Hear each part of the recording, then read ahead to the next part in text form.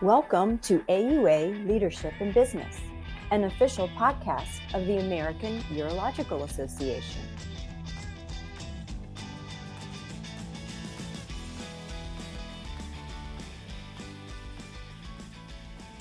Welcome to the AUA Leadership in Business podcast, where urologic professionals experience the practical application of business acumen essential for success in today's dynamic professional landscape. I am Dr. Micheal Darson, and in today's episode, we will discuss the reflections and questions one may have as they progress from early to mid-career. Did the early part of my career progress as expected? If not, why not? Am I on the right career trajectory? Am I in the right environment to achieve my career goals? Has my career impacted my family? And how has it impacted, and vice versa? How should one navigate these questions and position oneself to increase the likelihood of a successful career and life track? Joining me today for this discussion is Dr. Robert Abouassaly. He is a urologic oncologist at the Cleveland Clinic and Director of Urology for the Western region of the Glickman Urological Institute. He is an associate professor at the Cleveland Clinic Lerner College of Medicine and has also an appointment at the Louis Stokes Cleveland VA Medical Center. He has been in practice for 14 years, the first 7 of which was at University Hospital's Case Medical Center before joining the faculty at Cleveland Clinic. Welcome. Thank you, Michael. It's a thrill to be here, and I'd like to thank you and AUA for the opportunity to share my thoughts on this topic. Yeah, I'm actually very much looking forward to this. Having hit some of the milestones that we're going to talk about in my own career, it'll be very interesting to see how, if I would have had these tools, maybe I would have done things differently. So let's go ahead and get started.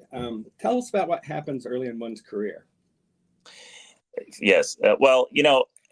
Urology training, urology residency does a good job at teaching us the basics of the medical knowledge, the surgical skills we need to be successful, but doesn't prepare us necessarily for what we need to look for in our first job, in our first career. So we often don't know what questions to ask, what to look for. And I see this in the trainees that I work with, where they struggle to figure out which job may suit them best. I think a lot of it has to do with we just don't know what's important to us at that point, and maybe are still working out what our career is going to look like and what's important to us. So as we're starting practice in whatever job we choose, the first few years, we spend a great deal of time just becoming comfortable with the clinical practice. I'd say it took me a year or two before I got comfortable with just the clinical management of my patients. And that took a lot of time. And so, that I think it becomes the focus for the first couple of years. You're also trying to establish the foundation for other pursuits you may have. For some, that may be research. You may want to, establish a team, the infrastructure to generate, basic science research, clinical research, whatever it is. For others, it may be clinical advancement or leadership or some other role within the organization. And for others, it is just, going to be advancing their clinical practice and providing excellent urologic care. So that is kind of how you set up your early practice. And you're trying at the same time to balance, family and work life. And that can be a challenge, especially early on. I know in my life, in my early practice, family life probably suffered as I was dealing with, becoming comfortable with clinical practice. I remember, my son's first birthday, dealing with a patient who was having a complication at the hospital, and how that pulled me away mentally from the, being there for him. And so, having an understanding family and just working through these are important in your early career. How would you compare that to private practice? I would say there are definitely some similarities, and I think in private practice, instead of, maybe the teaching part, you want to try to, position yourself for leadership in your group. Certainly, if they don't have a research arm, trying to start that and working with industry to try to do that. So it's interesting that, even though they're very different at times, there are some similarities even between private practice and academic urology in that regard. Yeah, absolutely. I think regardless of what job you are in, whether it's private, academic, hospital employed, or other, you want to look at what's going to be important for you in the future now. Is it going to be leadership? Is it going to be advancing in your practice? And how do you do that? A lot of times when you start, you don't really know, and you spend the first couple of years learning, right? Learning from your mentors, from those around you, learning the skills you may need, and just how the organization works. And once you have a little bit more comfort in that, then you can start to determine, okay, well, how do I climb the ladder here? And is that something I want to do? I mean, it may not be for everyone. What information do you have on the first couple of years, and a urologist gets a job somewhere, and then how many of them change jobs in the first couple of years versus later, and that kind of thing? Yeah, I think what we've learned is that a lot of urologists will end up switching jobs, probably up to 50% within the first 2 years. I think a lot of it has to do with the fact that we may not be prepared to ask the questions, when we're looking for a job. And then there's also the fact that we may not know what's important to us when we're still training. I think that it does take a lot of maturity and reflection to understand where our priorities are.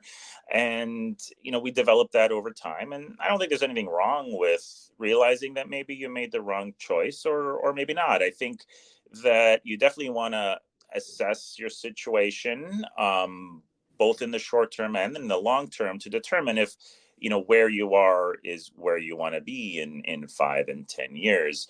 I think you want to think long term, and it can be easy to be frustrated with issues that come up day to day. But I think it's important not to make those decisions in that emotional state, right? You want to, let things settle, assess, make thoughtful decisions based on the information, and realize that, are things better at other institutions or other parts of the country, or is maybe the grass isn't necessarily greener somewhere else. Yeah, I know. One of my roles here at LSU is I really try to help the residents, get an understanding of what's important to them when they're out looking for jobs. Many times it's location driven. We want to go to this city, and so that really limits the opportunities to kind of delve really deeply into some of the other things. If you're going to strictly limit yourself to a geographic location, then you have to obviously pick from what's there. But importantly enough, the concept of thinking of things that are going to be important long term, looking at that early will help you be happier later. Although it's a daunting task when you're a chief resident and you're working your butt off just to get done, to try to wrap your head around all these things. So not surprising that there's a fairly big shift in jobs after a couple of years.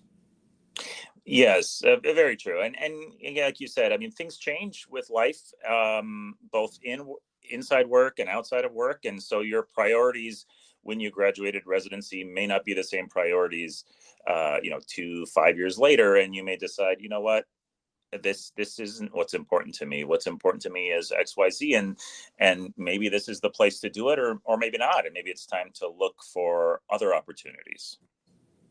Great point. Well, let's talk about getting a little further into one's career. When would you expect one to start reflecting on their career, and what are the next steps? Well, there's that expression, the 7-year itch, and it may not work out to be exactly 7 years. For me, it actually was about 6 or 7 years into my practice. Things were going well. I was successful. I had a busy clinical practice. I was happy with what I was doing day to day. And, I was doing well on the research side, which, in my early career was an important component of my career, and was publishing and applying for grants and so on. But um, I did think that there was something missing. I felt like I could contribute more, and I started realizing that you realize what you're good at, right? So I realized that I was really good at clinical operations and figuring out how to deliver care for patients and organizing our care to provide the best care for them and in an efficient way, provide good patient satisfaction. And I expressed that to the leadership at the time, and maybe didn't get the response I wanted or the support in order to move in that direction.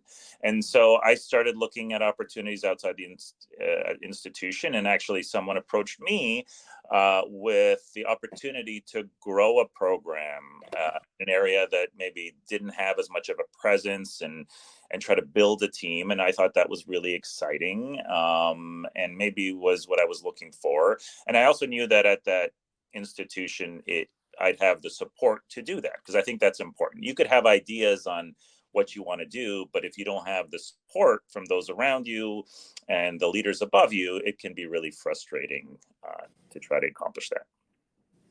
What are some of the things that kind of cause a 7-year itch? Yeah, I mean, I think clinical practice at that point, I don't want to say it's on cruise control, because you're always developing, but you sort of feel more comfortable with that. And what you thought was a priority, maybe that continues to be, but for some, you may decide that there are other aspects of your career that maybe are more potentially fulfilling, and you want to pursue. And you start to look around and see if where you are is going to give you that ability to pursue that, to develop in the way you want. So it's sort of a reflection on your early career, and whether you like the trajectory that your career is going, or if it's time for a change. So, yeah, I mean, what you said about being more comfortable clinically, that makes a lot of sense at that time. And you have an idea, you can look back and see where you're headed. Again, if you're on the right trajectory. Our stories have some similarity. I had a 7-year itch, exactly 7 years after I finished. I started in a kind of quasi-academic practice, and really enjoyed my partners, and really enjoyed operating with them, and just the whole camaraderie. But there was something missing, and I got a really good private practice opportunity that came my way in Arizona, and it kind of turned on a whole new part of my brain about the business and the operations, and being able to navigate kind of a smaller ship instead of a larger one. And I made that jump, and it was a really good move for me, and really enjoyed my time in private practice. So, it's kind of the new challenges, and kind of reinvigorated the fire in me. So, yeah, and I think that's part of it. Like you said, is just being motivated and excited. When you're starting practice, you're excited, you're motivated. But that can fade a little bit as you get into the routine. Day to day, you just keep doing the same thing, and until you have a new reason to be excited,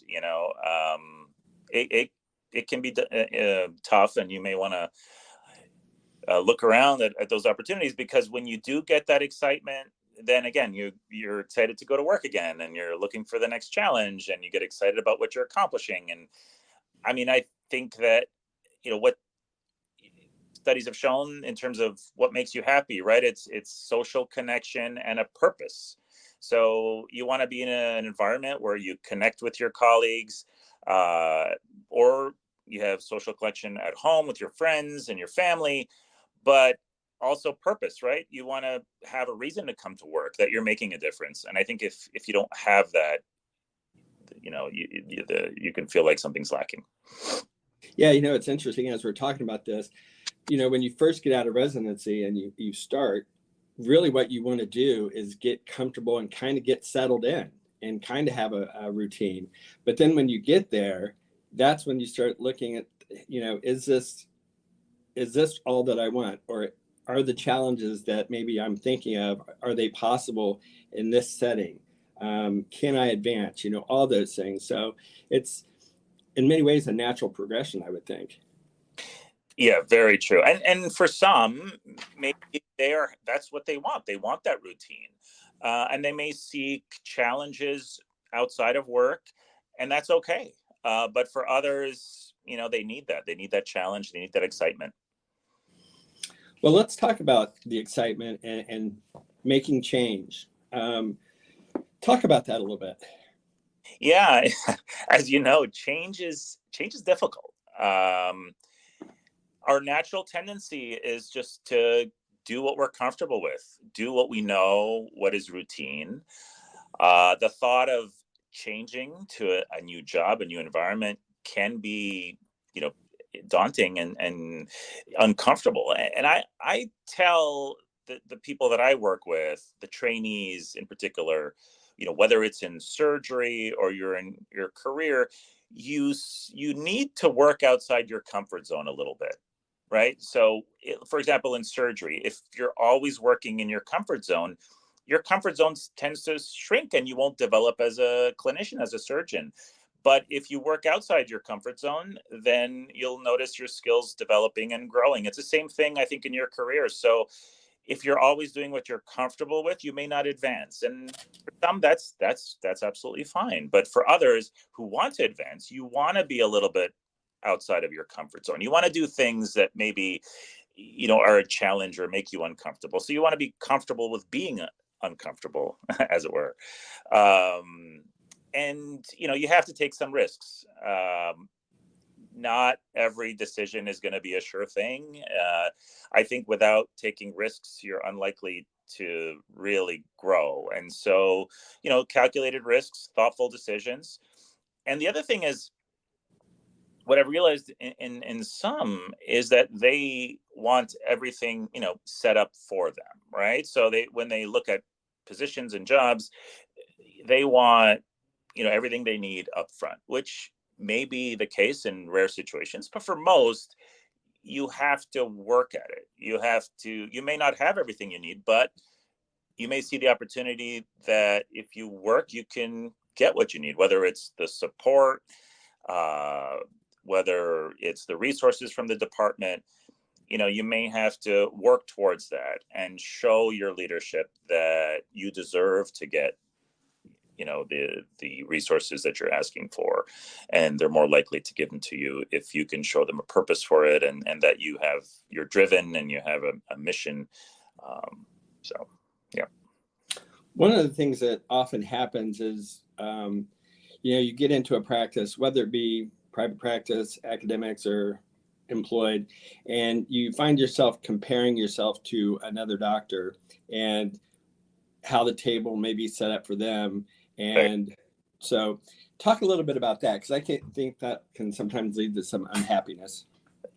That's very true, especially in the era of social media. It's very easy to compare yourself to others, right? So if you're looking through Twitter and you're looking at all the accomplishments that others are posting, and you start to think, oh, why can't I do that? Or why am I not receiving that award? I think you go down a rabbit hole. I think it's important not to compare yourself to others, and to look at what's important to you, your family, and judge yourself based on that, and not necessarily what you're seeing from others, because what you're seeing is very filtered. again, everything seems to be perfect in other institutions. I've noticed that when you go to meetings, for example, and you talk to others, it seems like everyone else's practices are better set up than yours. But having worked in a few institutions, I realized that that's really not the case, that every institution, every practice has its challenges. And so, there may be pros and cons to all, but none are perfect. And what you're seeing that, from others that is being portrayed, whether it's social media or other, just in conversations with them, may not be the complete truth. So keep that in mind. And, I think you'll be happier after you realize that. So say you're on the verge of making a big change. Obviously, I mean, I can tell you the way I did it. I got a piece of paper out and drew a line down the middle, pluses and minuses. And that really helped me look more analytically at it. What other suggestions would you have to help kind of take the emotion out of a big decision like that? I think creating a list is a very good way of doing it. The pros and cons, and not only, again, thinking about what's better for me today, but what's going to be better for me in 2 years, 5 years, 10 years, because especially when you're in your early to mid career, you still have a long time in practice. And so you want to make decisions that position you for the long term, and realize that, what's better, what you may have to take a step back in order to move forward. When I switched jobs and institutions, I realized that, I had to take a step back. I was almost starting at the bottom of the ladder again and had to work my way up. But I saw more potential, more long-term potential at the other institution because of the support around, and also just the infrastructure of that institution and its reputation. So, you have to consider that as well. Yeah, I think the concept of playing the long game and realizing that sometimes you have to take a step back to really move forward and move forward long term is a key concept, because I think people sometimes they put too much emphasis on that step backwards, and you gotta look at the longer picture for sure. Yeah, that's great advice. So let's talk about, you've made a change. Now what? I mean, in the new environment, one needs to figure out new workflows, develop new relationships, rebuild a practice. Talk about that a little bit. Yeah. So again, the challenges, being uncomfortable again in that new environment, reestablishing relationships, reestablishing your clinical practice, figuring out the dynamics of that new environment and how to navigate, figuring out who is going to be helping you in your career, in your new environment there. And just, reestablishing that. I mean, that's the first step. It's easy to get distracted. But again, focus on the long term, and look to your mentors for advice throughout. There are going to be challenges. There are always people who are going to approach and talk about how, what the challenges of that institution are and how things are bleak. But I think you have to ignore some of that, some of that noise, and realize that a lot of that doesn't come to fruition. And actually, you got to think about long term for yourself, and most institutions do well in the long term. So, again, focus on your long term goal and try to ignore the noise and focus on the signal. Yeah, I think that's a really good way to look at it, to ignore the noise and focus on the signal, because it really gives you a better picture. It's interesting that reestablishing a practice once you've been through it it's a real challenge, because you, at least in my case, I felt like I had overcome those hurdles, done a nice job, had a good established practice, and then I go 1,300 miles west, and needing to go talk to the primary care doctors, and going to tumor conferences and just trying to get your name out there. It's it can be a little anxiety provoking and a little intimidating, because you've already done it. Now here you are doing it again. But at least in my case, I mean, it was pretty easy to get back in the groove because it was, it was a good community. But I think for what I've seen is it's certainly hard for some people to do that. Yeah, I mean, you in a way you have to put your ego in check a little bit, right? Because you may have been the man or the person at your previous institution, but when you come to a new institution, often you have to reestablish your name and your reputation, whether it's with your staff colleagues or with the people you work with in the OR and the nurses. So to them, you're just the new person. So you have to reestablish that and swallow your pride and just do a good job, show them that you're providing good care, that you provide value to the institution, to the practice, and then things will flow from there. Yeah, it's interesting that you hear the saying that you never get to make a new first impression, but sometimes you do, and it's really good to kind of reflect back on your initial first impression among people and how you were taking and how you can maybe improve on that and show a better version of yourself. Because when I first got out of residency, of course, I knew everything, right? And there was only one way to do things. But, when I went to a new community, I was like, I don't need to really do it that way again. And so there's a lot of lessons that you can learn for sure.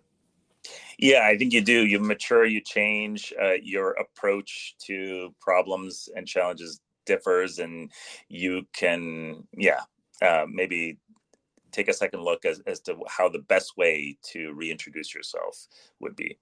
Yeah. So let's talk about, the grass is greener or maybe not. What happens when you make that big change and, you get there and maybe things aren't exactly the way you thought they were going to be? I mean, how do you kind of analyze that? It causes anxiety, but you don't want to let the emotions get the best of you. What's your advice on how to handle that? Yeah, I think the key is not to panic, right? I mean, you've made a decision, you've made a change. I mean, you may have just, gone a few miles from your previous practice and you haven't had to move, but you may have moved yourself and your family across country for this new job. And now you realize, oh, maybe this wasn't what I was expecting. Now, I think what you should realize is that often it's not exactly what you were expecting, right? There's always going to be things that maybe are a little different from what you were told or what you were expecting. But, take your time, again, reassess the situation and without making an emotional decision, and just try to make the most of what you have. Again, not everything's going to be given to you from day one. So, if things aren't what you were expecting or aren't what you need, can you get to the point where, you're getting those things and you're a little bit happier? So what is the potential at that new institution to achieve what you wanted to achieve? After several months or a year or two, if you realize that it's not happening here, then I guess you can determine if it's time for yet another change. Yeah, and I think it's time for that saying about being part of the solution and not part of the problem. I mean, I think that as you mature, I mean, you want to kind of take that approach because at that point in your career that, hey, I can help with this and I can make this better. So I think your points are really good. Yeah, I when some of the junior staff approach me now with complaints or problems, I like to go back and say, well, okay, how do we address this? How do we solve it? Can we make it better? What are your ideas? And as you're starting off early in practice, you may not have the ability to generate those ideas, but as you gain experience, you'll learn how to navigate and maybe make some of those changes that'll make things better. Okay, well, let's jump ahead. Let's talk about the 14-year edge. Right, which is basically where I am now in my practice, 14 years in practice. I think it's the same thing. You had that challenge at 7 years where you switched jobs or may not have, but got excited again and you've accomplished several things in your career, and now you're looking back and you're like, okay, now what, right? maybe you have kids that are in high school or going off to college, so they may not need you day to day as much, and life circumstances may have changed.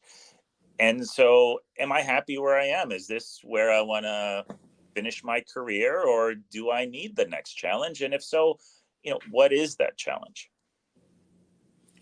Yeah, I think that's important. I mean, if you're gonna kind of focus on what the challenge is, you really got to define it really well, to really make the right decision.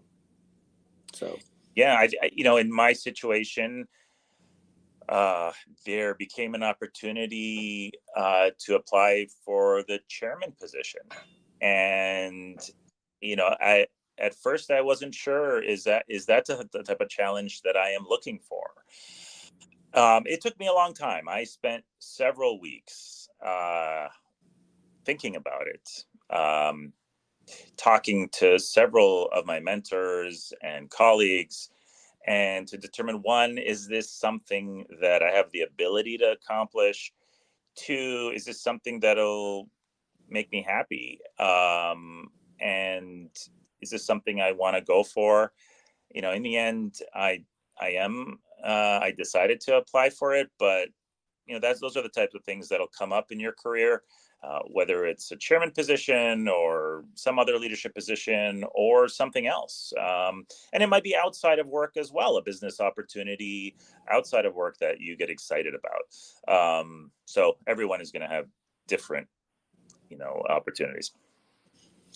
yeah, so it's actually not a midlife crisis. It's actually a kind of analyzing where you are in your life and if you're happy about, with it. True. Yeah. I've done a lot of thought and about happiness and what is happiness, and is that really an achievable goal? I think there are things that make you happier and things that make you less happy. It's not a clear formula for all, but I mean, for me, I do enjoy the social side. I do enjoy the purpose and the ability to build and accomplish. And if I have that, I think I am happier. Well, it sounds like we've done a nice job of walking through both of our careers. But I think the lessons are, to make sure that, you look at how you're doing, not get too consumed by the grind, but really kind of take a look at your life, your happiness, your family, and reassessing how you can make things better, and not falling into a grind where you basically kind of become unhappy. So yeah, you have the power to make the change. It may not be easy, but it may be worthwhile. And again, you think about it long term. I always think about things long term, and it may be more difficult in the short term, but I think it's going to set me up for success in the future. Well, those are great words of advice.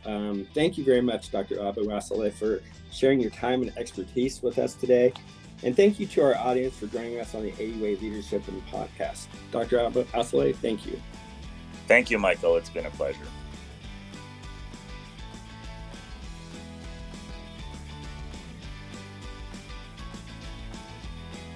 Thank you for joining us on the AUA Leadership and Business Podcast. We hope you found today's insights valuable. Remember, growth is a continuous process. To further enhance your business acumen and accelerate your professional development, we invite you to check out the AUA Institute for Leadership and Business track on demand. Featuring 9 courses covering a wide range of leadership and business topics, the ILB track on demand will empower you to lead effectively and achieve your professional goals. Invest in your future and register today at auanet.org/ILB track. That's auanet.org/ILB TRACK. Until next time, continue to learn, lead, and excel.